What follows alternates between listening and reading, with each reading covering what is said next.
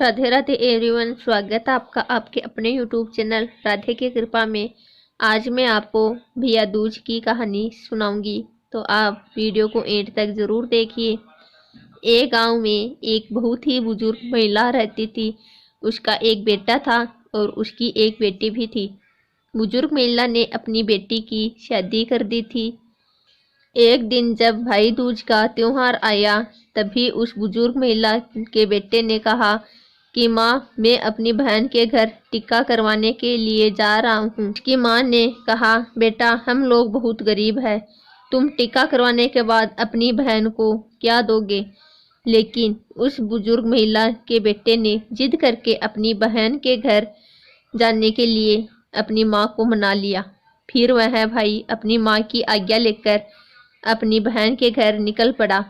जैसे ही वह थोड़ी दूर पहुंचा, तब उसको एक बहुत ही गहरी नदी मिली और वह उससे कहने लगी कि मैं तुम्हें अपने पानी में डुबोकर मार दूंगी, क्योंकि मैं तुम्हारा काल हूँ।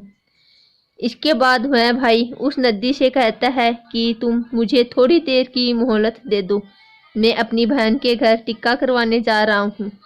जब मैं वहां से वापस आऊंगा, तब तुम मुझे मार देना।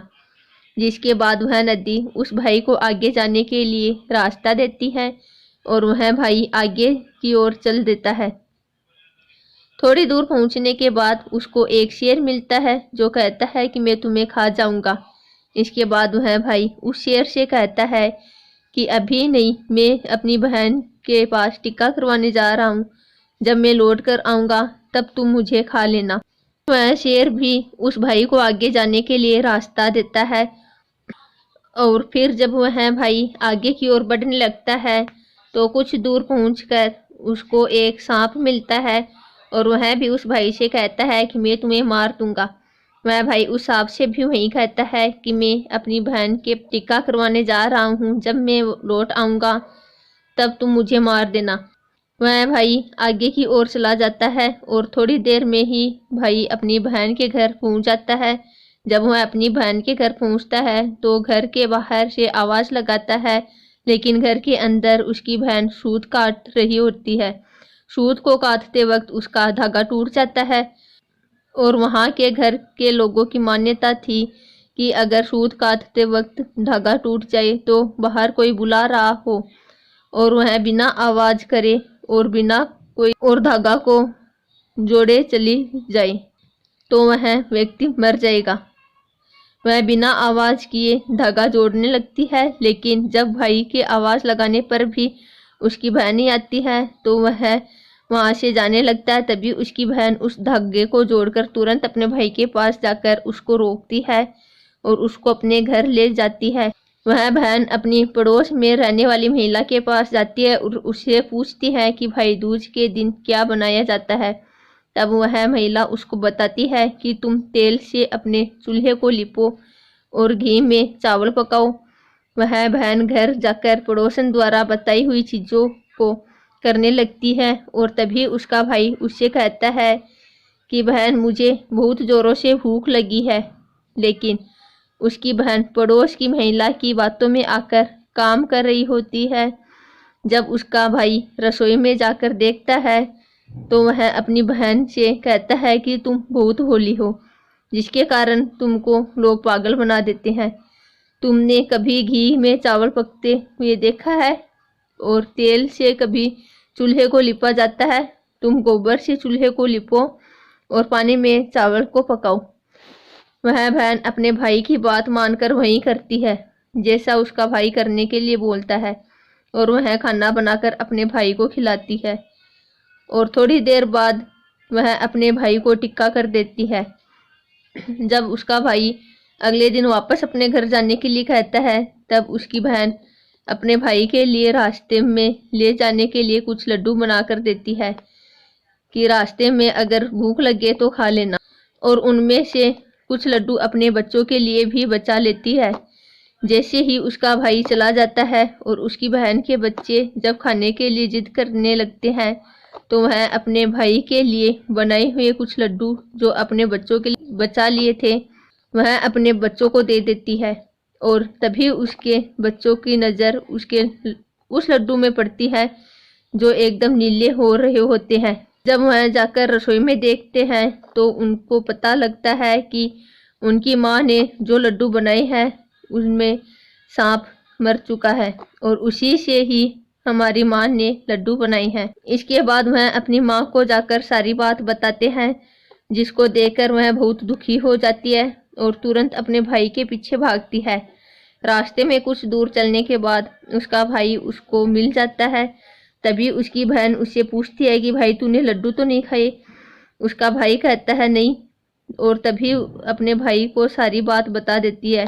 लेकिन तभी उसका भाई कहता है तुमने मेरी जान आज तो बचा ली है, लेकिन तुम मेरी जान कब तक बचाओगी? और वह अपनी बहन को अपने साथ हुए रास्ते में सभी घटनाओं के बारे में बता देता है। उसकी बहन अपने भाई को अकेले नहीं जाने देती है और उसके साथ खुद भी जाने के लिए कहती है।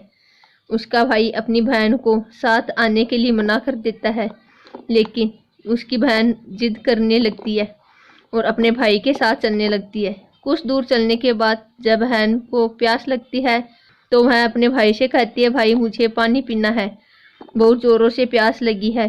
उसका भाई कहता है कि यहीं पास में एक तालाब है, रुको मैं उस तालाब से तुम्हारे लिए जल लेकर आता हूँ। वह अपने भाई को तालाब के पास नहीं आने देती है और स्वयं एक अकेले तालाब के पास जाती है। जब वह तालाब के पास पहुँचती है तब उसको एक बुजुर्ग महिला मिलती है। बुजुर्ग महिला को तालाब के पास देखकर उसकी बहन उससे पूछती है आप कौन है? जब वह बुजुर्ग महिला बताती है कि मैं तुम्हारे भाई का इंतजार कर रही हूँ, जिसकी बहन ने एक सांप को मारा है, जिसके लिए मैं उसका काल बनकर बैठी हूँ। उसकी बहन ने उस बुजुर्ग महिला से अपने भाई की जान बचाने के लिए उपाय पूछती है और तभी वह बुजुर्ग महिला उससे कहती है कि तुम अपने भाई को खूब गालियां दो और जब तक उसकी शादी न हो जाए तब तक तुम उसकी सारी गाल टाल दो, तो तुम्हारे भाई की जान बच सकती है। वह बहन तुरंत वापस जाकर अपने घर से एक मांस का टुकड़ा और एक चुन्नी और एक कटोरी में थोड़ा सा दूध लेकर अपने भाई के पास आती है और उसे कहती है चलो। रास्ते में थोड़ी दूर चलने के पश्चात उसको वही शेर मिलता है जिससे उसके भाई को मारने के लिए पहले भी रोका था। जैसे ही वह शेर उसके भाई को मारने के लिए आगे बढ़ता है तब उसकी बहन शेर को एक मांस का टुकड़ा खाने के लिए दे देती है, जिससे शेर उस मांस के टुकड़े को खाने लगता है और वहां से दोनों लोग आगे चल देते हैं। आगे पहुंचकर जब थोड़ी दूर पर वही सांप मिलता है तो वह सांप को अपने साथ लाई हुई एक कटोरी में दूध को सांप के पास आगे रख देती है, जिससे सांप दूध पीने लगता है और वह लोग आगे की ओर चले जाते हैं। आगे जब नदी के पास पहुंचते हैं तब उसकी बहन नदी को एक चुन्नी देती है, जिससे नदी प्रसन्न होकर उसको आगे जाने देने का रास्ता दे देती है और थोड़ी देर पश्चात वह लोग अपने घर पहुंच जाते हैं। घर पहुंचकर उनकी माँ अपने दोनों बच्चों को देखकर बहुत खुश हो जाती है, लेकिन उसकी बहन अपने भाई को गालियां देना शुरू कर देती है। यह देखकर माँ बेटे दोनों बहुत आश्चर्यचकित हो जाती हैं और थोड़े दिन गुजरने के पश्चात जब अपने बेटे का विवाह करने लगती है तो विवाह के लिए जब निकासी की बारी आती है तब उसकी बहन कहती है पहले मेरी निकासी करो और मेरे भाई को आगे के रास्ते से नहीं पीछे के रास्ते से लेकर जाओ। बहन के ऐसा बोलते ही आगे का दरवाजा टूटकर गिर जाता है, जिसको देखकर सभी लोग हैरान हो जाते हैं। और फिर जब फेरों की बारी आती है तब उसकी बहन कहती है कि पहले मेरे फेरे करो मेरे भाई के बाद में। ऐसा बोलते ही वहाँ पर आग लग जाती है। वह आग को बुझा देती है और फिर जब सुहागरात की बारी आती है तब उसकी बहन कहती है मैं भी इन लोगों के साथ में जाऊंगी। सभी लोग बीच में एक पर्दा डालकर उसकी बहन को भी अंदर जाने देते हैं। तभी रात में एक सांप आता है, जिसको उसकी बहन एक डब्बे में बंद कर देती है और अपने भाई की जान बचा लेती है। और सुबह होते ही वह सभी को सच बता देती है कि वह ऐसा क्यों कर रही थी। सभी उसकी बहन की प्रशंसा करने लगते हैं और उसका भाई भी अपनी बहन से बहुत खुश हो जाता है और तब उसकी बहन वापस अपने घर चली जाती है। दोस्तों, ये कहानी आपको कैसी लगी? कृपया कमेंट करके ज़रूर बताएं। वीडियो पसंद आया हो तो लाइक करें तथा चैनल को सब्सक्राइब करें ताकि मेरी आने वाली लेटेस्ट वीडियो सबसे पहले आप तक पहुंचे।